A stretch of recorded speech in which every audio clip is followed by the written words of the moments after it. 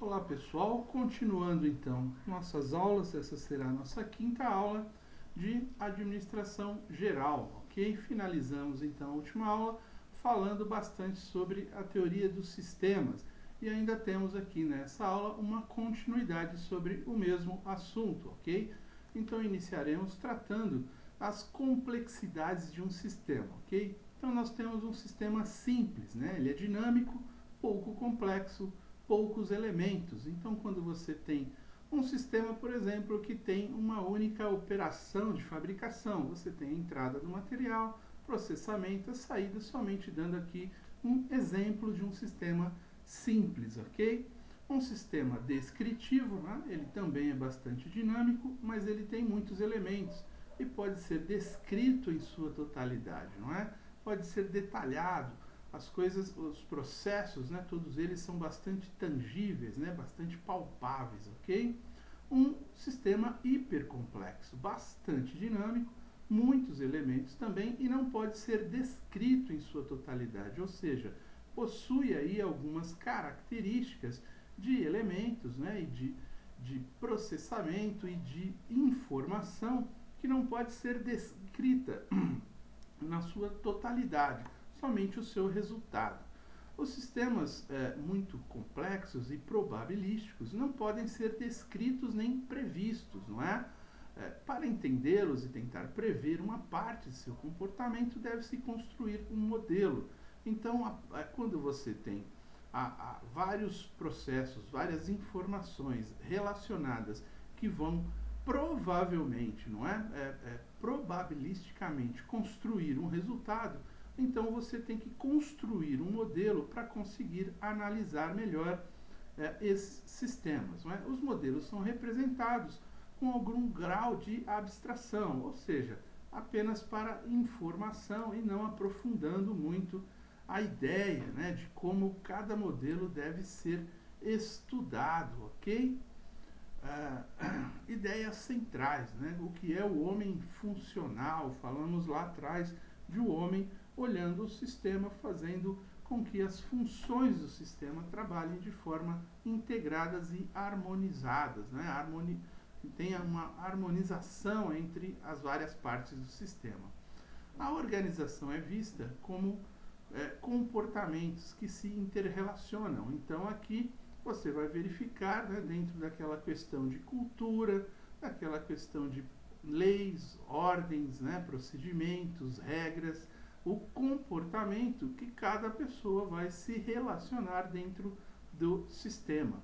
Os papéis, não é, são desempenhados, são delineados pelos cargos. Também aqui, então, assim como vimos lá na teoria da burocracia, aqui nos sistemas também os cargos, né, vão delinear os papéis de cada um, não é? É aquela divisão do trabalho, a especialização dos operários. Dentro dos papéis são exercidas as ações das pessoas de acordo com o seu comportamento.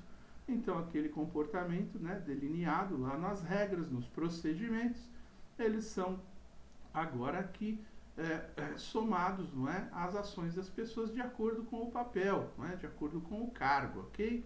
Os papéis desempenhados por uma pessoa pode ou não interessar a outra na organização. Não é? Então, assim, quando você tem sistemas interligados, nem sempre um sistema estará tão próximo ao outro, né? Nem sempre um processo estará tão próximo ao outro. Você tem que ter uma visão holística, uma visão do todo, uma visão de como funciona. Mas você não precisa necessariamente entender o que cada um faz detalhadamente, ok? As pessoas, né, a pessoa altera ou reforça o comportamento de acordo com as suas próprias expectativas. Então, aquela expectativa da visão do todo, do resultado, faz com que cada pessoa, né, altere ou reforce algum tipo de comportamento dentro do sistema, sempre com uma visão, né, na saída do sistema, no resultado de toda a força de trabalho, ok? Dessas integrações, né, da força de trabalho. As variáveis dos papéis, né, são de ordem organizacionais, de personalidade e interpessoais, ou seja, a própria organização vai definir, não é, quais são as variáveis de cada papel, de cada cargo, né, da personalidade que você vai admitir para aquele tipo de cargo, não é? Então, cada personalidade se encaixa melhor em algum tipo de função dentro da organização, em algum tipo de processo, em algum tipo de sistema, ou na parte, né, numa parte de um sistema. E as relações interpessoais, não é? Aqui é um comportamento muito mais individual, como que as pessoas se relacionam por terem aí algum sentimento de afeição ou não, não é? Aquelas relações que devem ser baseadas, né, no profissional, mas mesmo assim podem levar em conta algum tipo de relações diretas, né, das pessoas, ok? De forma formal ou informal. Para buscar a identificação é necessário estabelecer critérios de iniciativa, autonomia e poder de decisão.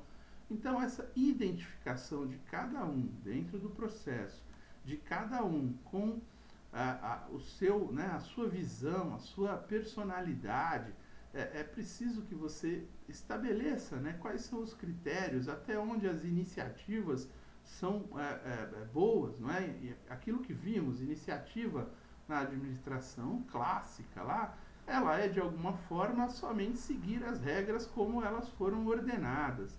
Aqui num sistema, quando você olha processos e você analisa o todo, né? Você verifica o resultado.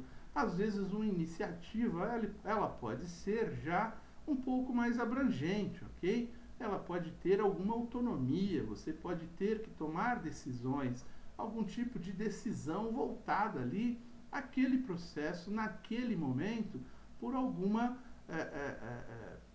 situação, né? Por um evento situacional, vamos dizer assim. Isso influencia direto no homem funcional, ok? Você está olhando a função com todas as características das pessoas e todo o desenho, né? Do papel, né? O desenho da organização e a descrição de cada cargo, de cada ideia, perfeito? A teoria geral de sistemas e a organização. Então, a organização é vista como um sistema aberto. Por quê? Porque tem a importação de energia, recebe insumos do ambiente.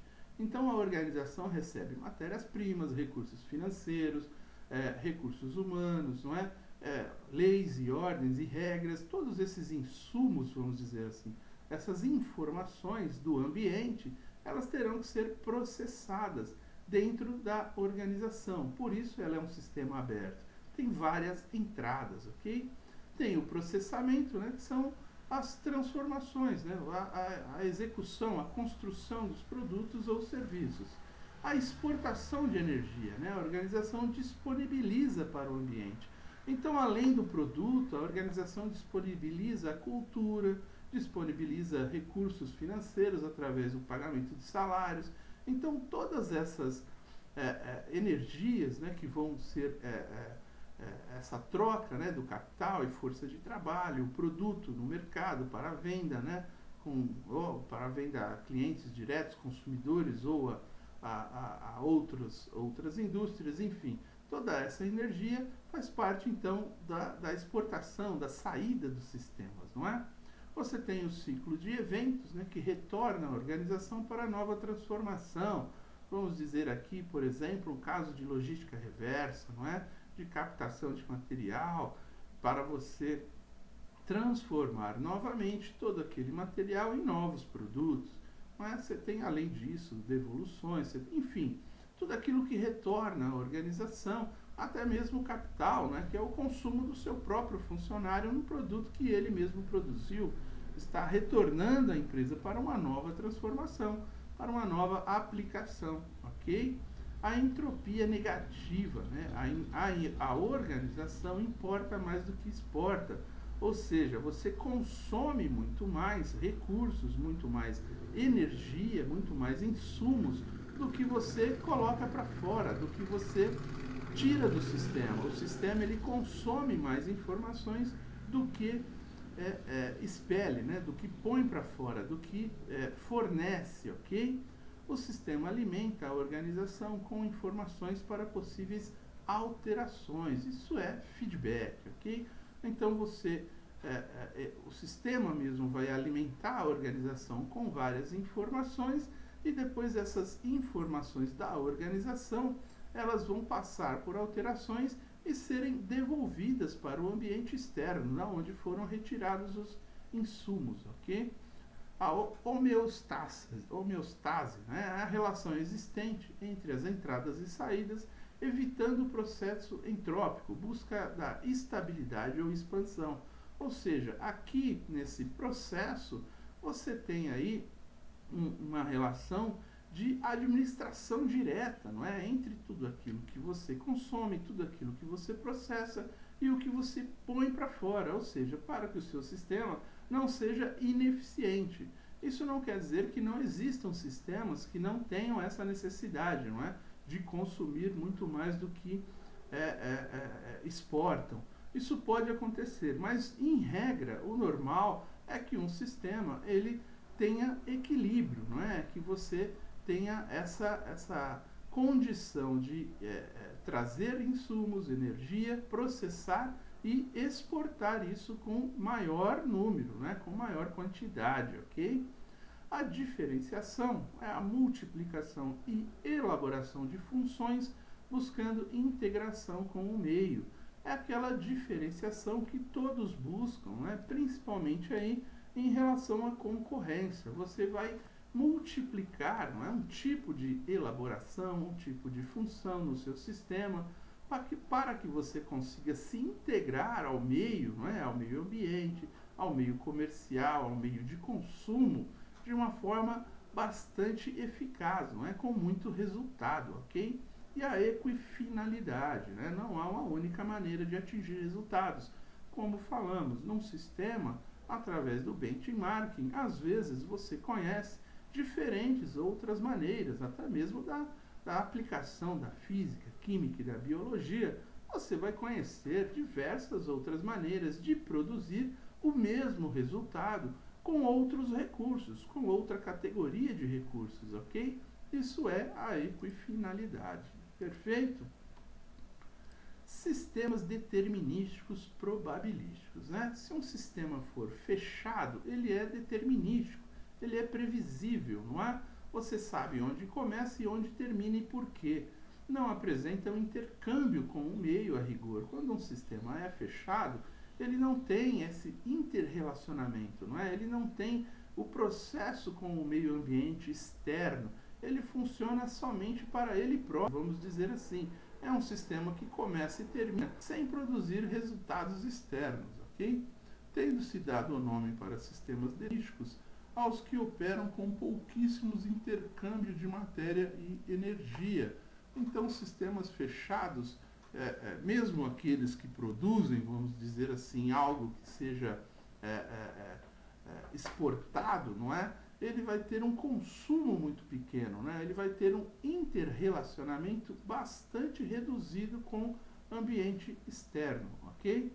Sistemas abertos, são probabilísticos, mas eles não são previsíveis, é aquilo que falamos. Nós temos a probabilidade de construir algo sempre muito parecido, mas isso não quer dizer que serão iguais, né? Então não é previsível isso, não é?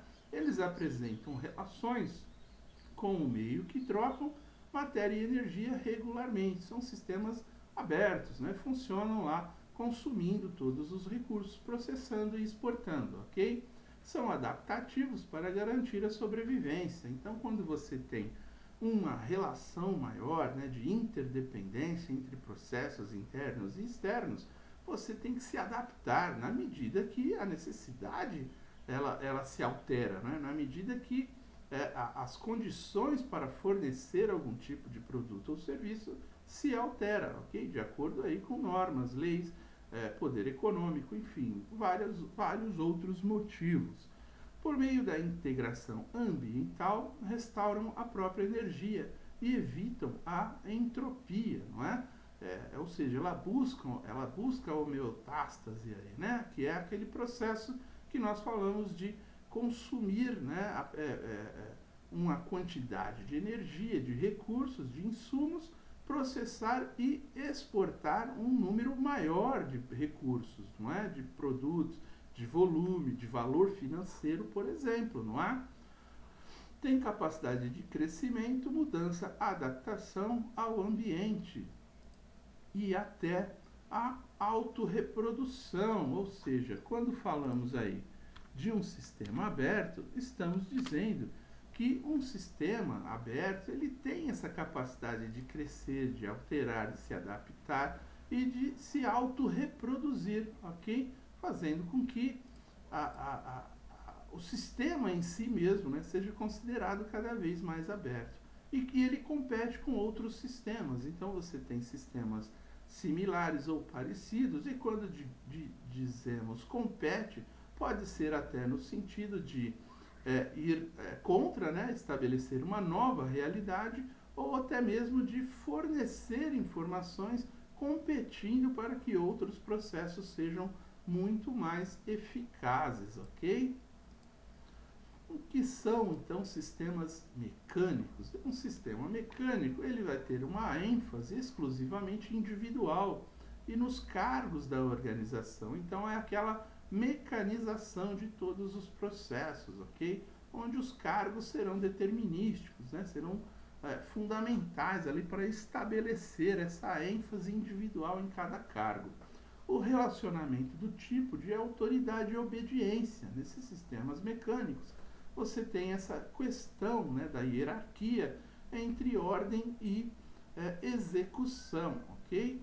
É uma rígida adesão à delegação e à responsabilidade dividida. Aquilo que foi ordenado tem que ser cumprido, e aquilo que foi delegado, não é, a responsabilidade será dividida. Todos assumirão uma parte dessa responsabilidade.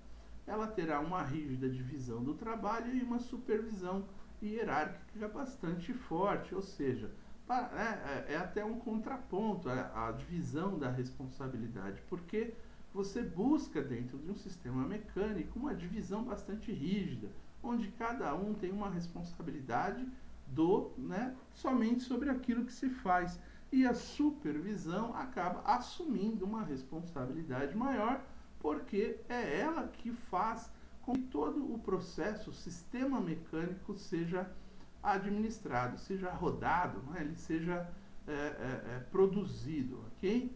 A tomada de decisões é centralizada em função disso, não é? Você tem uma supervisão hierárquica muito mais responsabilizada, vamos dizer assim. O controle é rigidamente centralizado, assim como a tomada de decisão. Todo o controle da administração, de todos os processos, de todas as partes do sistema, ele é de alguma forma centralizado, ok?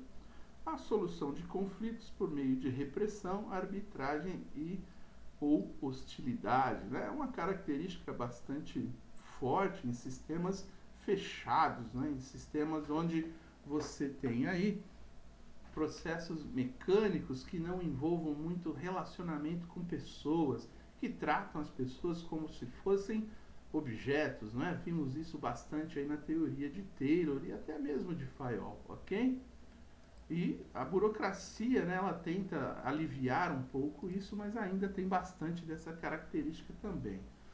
E já um sistema orgânico, né, que faz aí um contraponto aos sistemas mecânicos, né? Você tem ênfase nos relacionamentos entre, né, e dentro dos grupos, ou seja, aqui você leva em consideração muito mais o recurso humano como, né, um determinante no processo do sistema, na construção do sistema e até mesmo no resultado, na probabilidade do sistema produzir um resultado melhor, ok? A confiança e a crença são recíprocas, né? Ou seja, você tem confiança nos líderes, os líderes têm confiança nos subordinados, e o sistema, os processos, cada um tem confiança uns nos outros, para que se construa, vamos dizer assim, um sistema que se autoalimente, né? Que se autorrealize, ok? A interdependência e responsabilidade é cada vez mais compartilhada, porque aqui você está olhando para as pessoas como parte dos processos. Então, o processo ele será, melhorado ou piorado de acordo com a responsabilidade compartilhada, né? Fazendo com que todos atuem de forma mais integrada, mais relacionada, ok? A participação em responsabilidade é multigrupal, ou seja, de vários grupos, não é? Quando você pensa num sistema aberto, num sistema onde as pessoas se relacionam, onde existe mais relacionamentos diretos, interpessoais e pessoais, isso faz com que a participação ela tenha todos os grupos como responsáveis pelo total, pelo sistema geral, não é? Pelo resultado da empresa. A tomada de decisões ela é descentralizada, você tem mais delegações aqui, as pessoas participam mais, né, dos processos, participam mais das decisões. Isso faz com que não fique somente na mão da supervisão hierárquica ali, né, do administrador. As decisões sejam muito mais difundidas, né, muito mais abertas, muito mais descentralizadas, ok? Um amplo compartilhamento de responsabilidades e de controle, assim como a responsabilidade, o controle também da operação é descentralizado, não é? Então todos serão meio que responsável por aquilo que faz, não é? Aquilo que executa, já fazendo um autocontrole, vamos dizer assim, ok? A solução de conflitos aqui, ela é através de negociação ou de solução de problemas. Então, nos sistemas orgânicos, sistemas abertos, os relacionamentos, não é? A comunicação, a integração, ela é muito mais abrangente. Isso faz com que cada vez mais os conflitos eles sejam aí negociados, né? Eles tenham uma solução de problemas mais lógica, menos baseada em algum tipo de determinação, apenas de ordem, ok? Com isso, nós finalizamos uma visão geral sobre sistemas, tá bem? Sobre a teoria dos sistemas, não é que é aí vamos dizer assim, um avanço, né, sobre aquela administração clássica que discutimos anteriormente aí, entre vários autores, ok? Muito bom. Então, vamos aplicar aqui, vamos falar um pouco sobre a teoria estruturalista, que se baseia na estrutura, não é isso? A estrutura das empresas, a estrutura das organizações. Os conceitos dessa escola também foram criados a partir das contribuições aí dos vários estudiosos da época e também de toda a história da administração, não é? Então você traz para cá toda aquela informação da administração clássica, não é? Que nós vimos aí da teoria, de várias as teorias, inclusive a teoria de sistemas, ok? A teoria estruturalista remonta do período de pós-guerra, né? Junto com a teoria de sistemas aí, logo após o pós-guerra, ok? Logo após a Segunda Guerra. O seu surgimento se deve, em grande parte, à necessidade de integrar os conceitos divergentes que existiam entre as escolas clássicas, né? A administração científica, a teoria clássica e a burocracia. Então, junto com a teoria de sistemas, as estruturas, né, elas foram se tornando cada vez mais desenhadas, né, cada vez mais programadas, planejadas e alterando, né, fazendo com que os conflitos que existiam aí nas administrações científica, teoria clássica e teoria burocrática passassem por algumas alterações, visando, né, a estruturação de todos os processos, a estruturação de todo o sistema, ok? As recompensas, elas são materiais, mas também sociais, ou seja, né, aquela coisa do homos econômico, apenas do homos funcional, né, do homo funcional, do homem funcional, você passa também a enxergar, a encarar a estrutura dentro de um ambiente social, né, das necessidades sociais, da parte social que a empresa representa, aquilo que ela representa para o desenvolvimento humano, ok?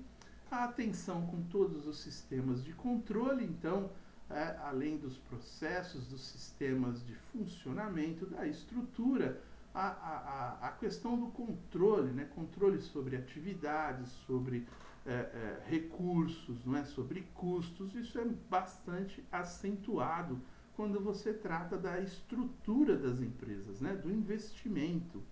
O estudo da diversidade das organizações. Então, nós temos aí aquela coisa de que você tem vários mercados, vários produtos e, por isso, vários tipos de empresa. Às vezes, até para o mesmo produto, você tem uma diversidade, né, no tipo de organização de cada uma das empresas. Então, esse estudo dessa diversidade, ela contribui cada vez mais nessa teoria de estruturação, né, das organizações de uma forma bastante direta, ok? Uns aprendendo com os outros, né? Aqui falamos novamente de benchmarking. Análise interorganizacional, você olhar o ambiente externo, não é? Quando você estuda diversidade, você tem que buscar essa diversidade não só internamente, mas externamente. Você tem que olhar o mundo, você tem que olhar os seus concorrentes, você tem que olhar o ambiente econômico, não é? As políticas econômicas, as políticas da administrativa pública. Então, essa análise interorganizacional, ela faz parte da estruturação de toda a empresa, de toda a organização, ok? Estudando toda a diversidade existente, não é? E com isso, né, junto a tudo isso, você tem a teoria neoclássica também abordando aí, né, a contribuição de vários estudiosos, né? Um nome forte aí é Peter Drucker, autor de várias obras nessa linha. Uma obra bastante, né, obras aí bastante recentes, né, que estão à disposição nas boas livrarias aí. Um assunto que a teoria neoclássica traz, né, ela se caracteriza por aspectos práticos, aquele pragmatismo de você olhar o resultado, né, aquilo que é concreto, que é tangível.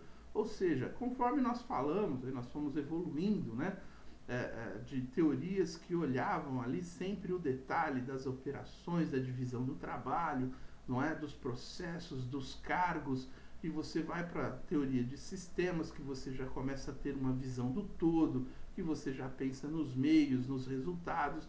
Você passa na teoria neoclássica a ser ainda muito mais holístico, vamos dizer, a visão, né, muito mais holística, porque você vai olhar para os resultados, você vai focar naquilo que você dá de resultado, todos os investimentos que você faz e nas saídas, né, na exportação do sistema, naquilo que você tem, que é a busca da empresa, não é o lucro, o crescimento e a perpetuidade, ok?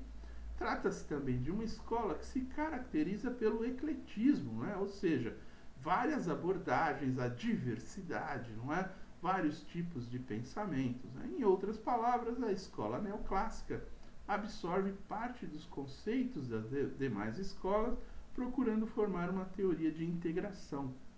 Quanto mais você entrega processos, mais você integra pessoas, mais você integra mercados, conhecimentos, diversidades, mais você produz resultado. E isso tem que ser bastante abrangente nessa teoria neoclássica, em função de levar em conta qual é o papel das empresas, né? Que é gerar lucro, que é gerar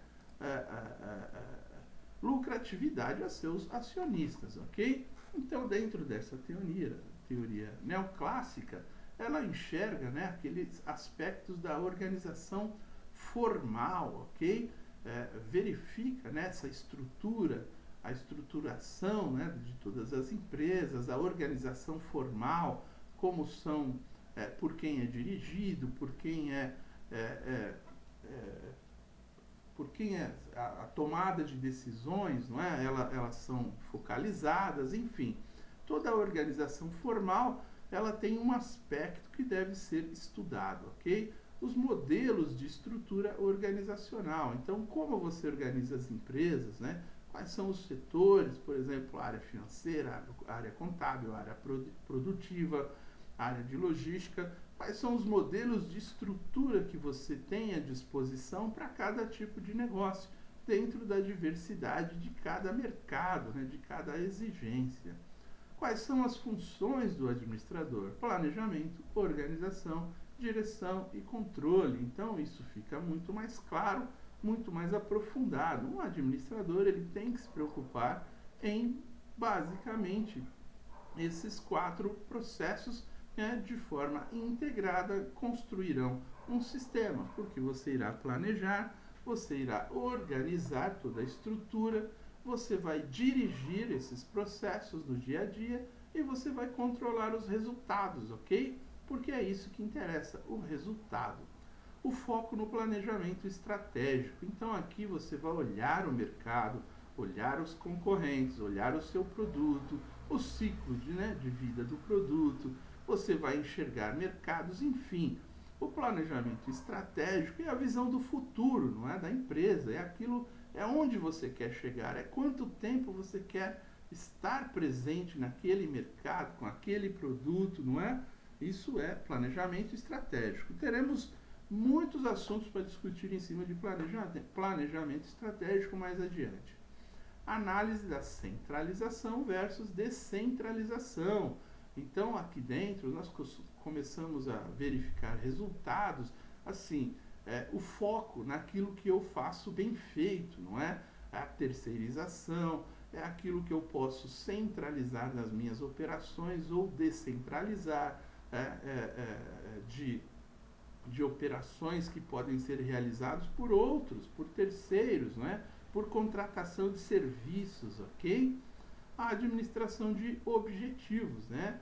A APO, né, que nós abordaremos também aqui, é aquela coisa de você estabelecer quais são os objetivos que cada administrador dentro da organização terá e não se preocupar muito como ele irá atingir esses objetivos, né? O como ele irá realizar é uma tarefa dele, né? Dentro de planejamento, organização, direção e controle.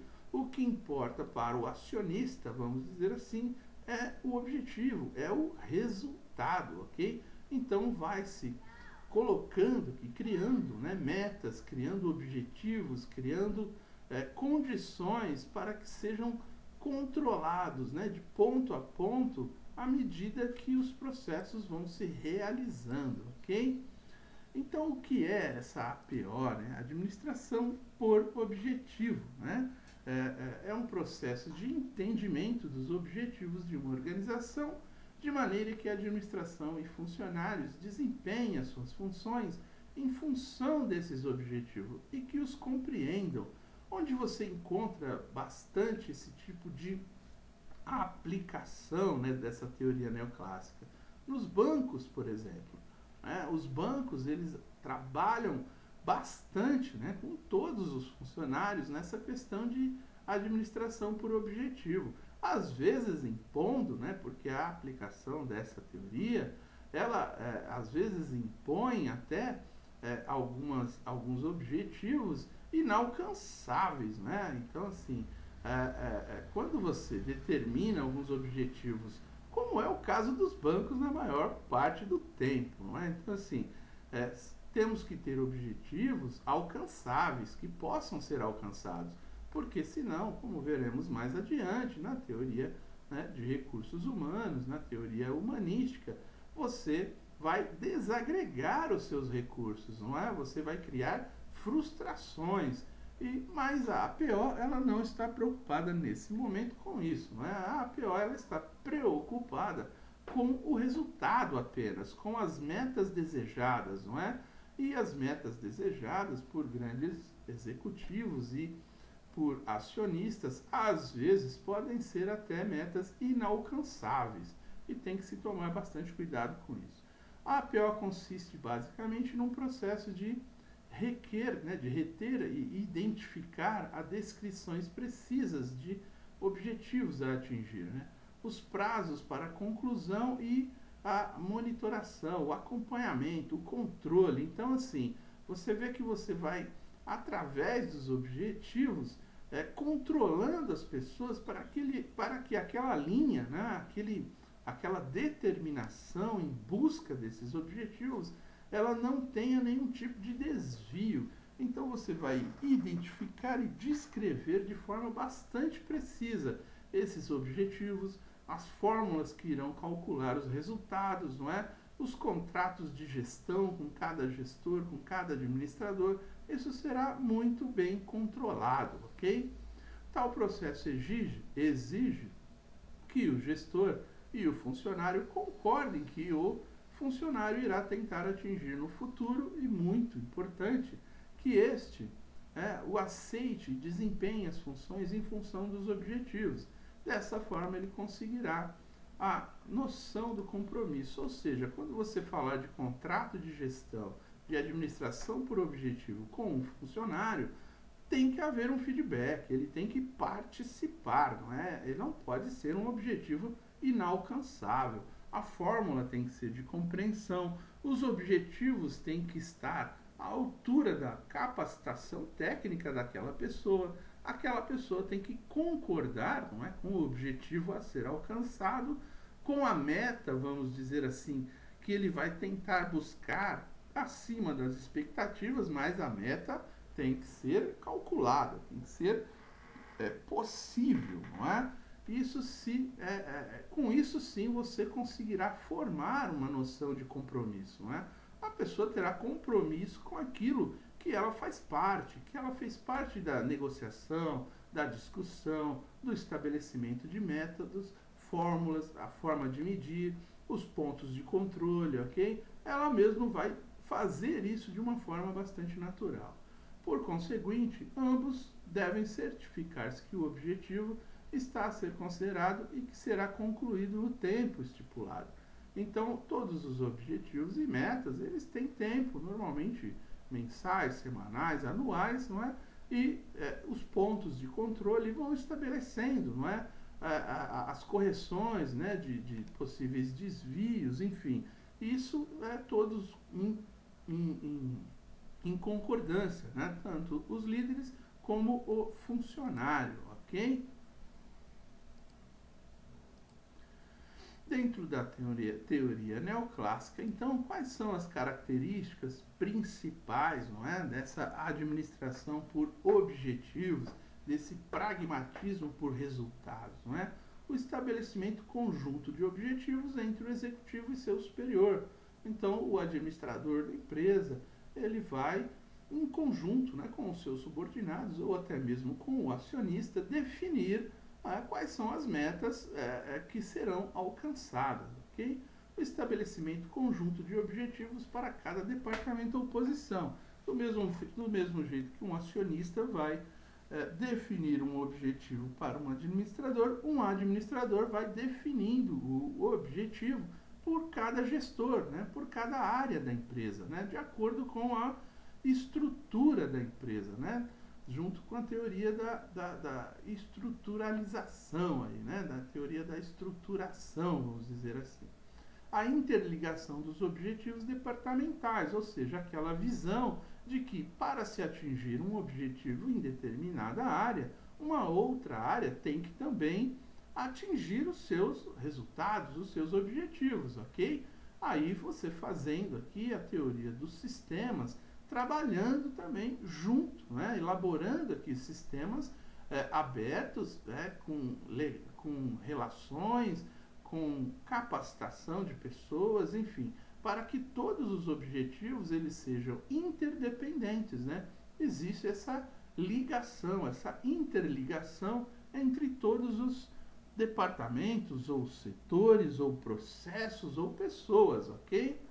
Elaboração de planos táticos e operacionais, com ênfase na mensuração e no controle, ou seja, depois que você planejou, não é? Nós vimos lá, planejamento, organização, direção e controle.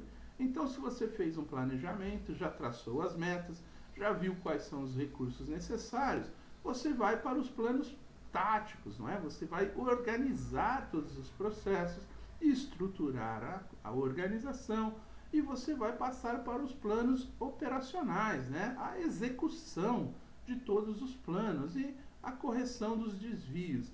E com ênfase sempre nessa mensuração, né? Em medir, em controlar, em saber o que está acontecendo ponto a ponto, sempre olhando para o resultado, para a operação final, para aquilo que você busca, que é o seu objetivo, ok? Contínua avaliação, revisão e reciclagem dos planos.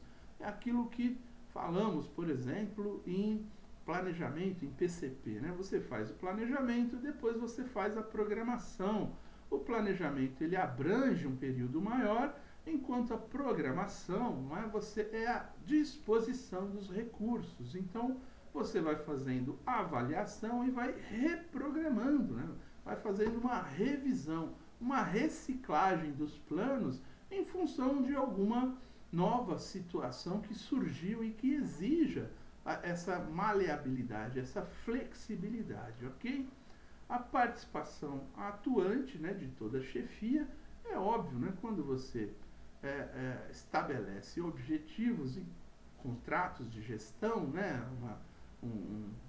uma administração por objetivo, você tem que participar atualmente daquele objetivo, inclusive fornecendo recursos para que os gestores, né, para que os funcionários consigam atingir os seus objetivos, porque o seu objetivo será traçado em função dos objetivos de cada um, ok? Aí comporão, né, como num sistema, o seu objetivo, e o seu objetivo fará parte de um programa, né, de vários outros objetivos do administrador da empresa, ok?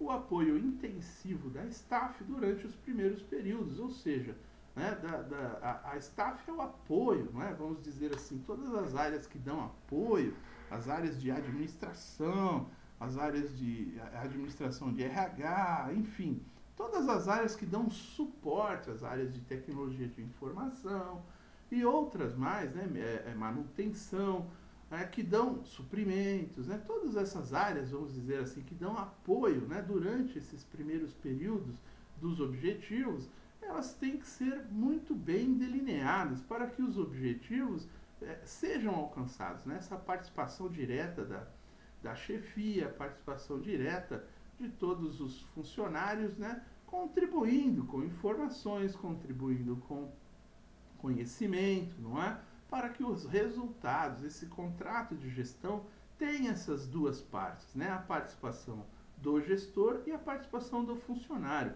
construído a quatro mãos, não é? Para que as metas sejam, sim, tenham um nível bom de desafio, mas que elas sejam possíveis, né? Que elas sejam atingíveis, para que o resultado também não seja maquiado, né? Para que você não programe um resultado que nunca será alcançado. Então, todo o seu planejamento estratégico, ele será também, de alguma forma, realizado de uma maneira inadequada, se você procura resultados que não podem ser atingidos, ok? Isso tudo vai depender da estruturação, né? Dessa teoria da estruturação da organização, né?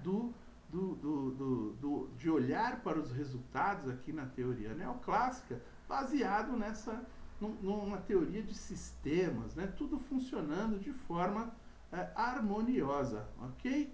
Muito bom. Então, terminamos aqui essa aula e voltaremos na próxima aula, então, já falando sobre a teoria humanística, né? A teoria dos recursos humanos, ok? Até aqui eu agradeço, muito obrigado e até mais.